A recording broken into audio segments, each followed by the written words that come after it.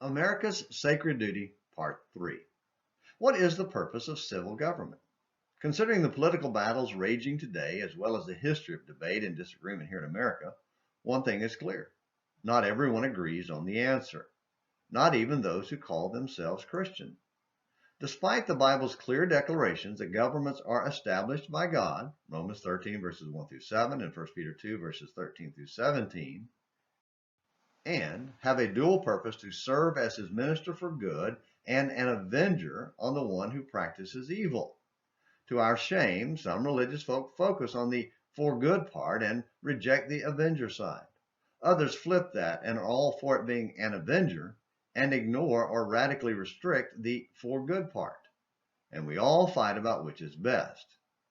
That's why it's a mistake for Christians to focus on politics and civil government as their path to spiritual success.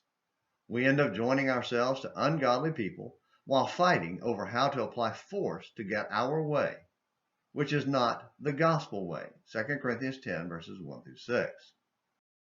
As noted in yesterday's Morning Minutes in the Bible on An American Missionary, there is a connection to an event involving King Ahab in 1 Kings 20 that illustrates today's political divide and provides important lessons for us.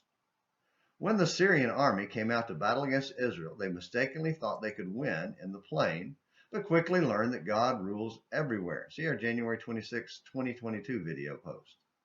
But when Ahab captured their king, he viewed the king as a peer and focused on the flesh, pride of position, applied mercy instead of judgment. 1 Kings 20 verses 30 through 34.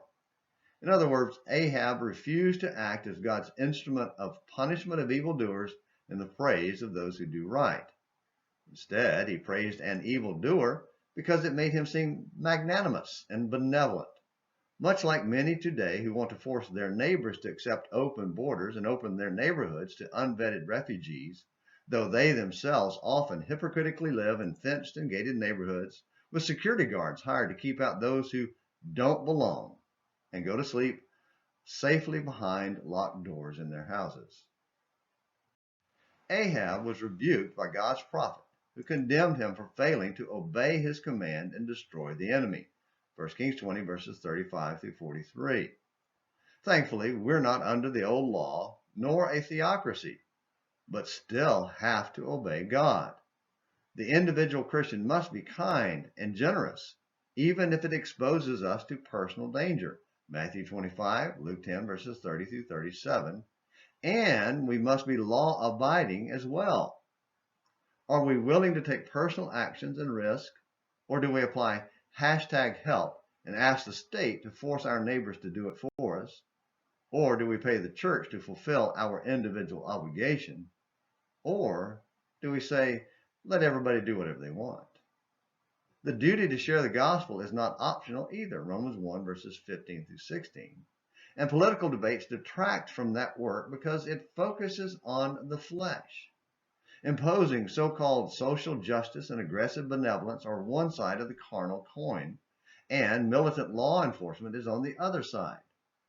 God's people have mistakenly tried to use both in their effort to convert others, despite God's clear prohibition in 2 Corinthians 10 verses 1 through 6. The apostles went about preaching the gospel message of salvation from sin and establishing churches rather than hospitals and refugee centers or political parties and police departments.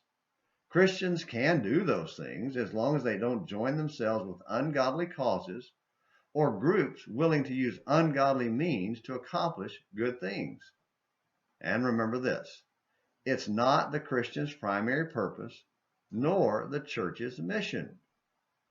Are we fulfilling our real mission, our real purpose, or are we, like Ahab, being distracted by the flesh? I know these discussions have been a little more than 3 minutes each, so thank you for watching these 3 Morning Minutes in the Bible on An American Missionary. Until next time, this is James McClenny hoping you have a great day.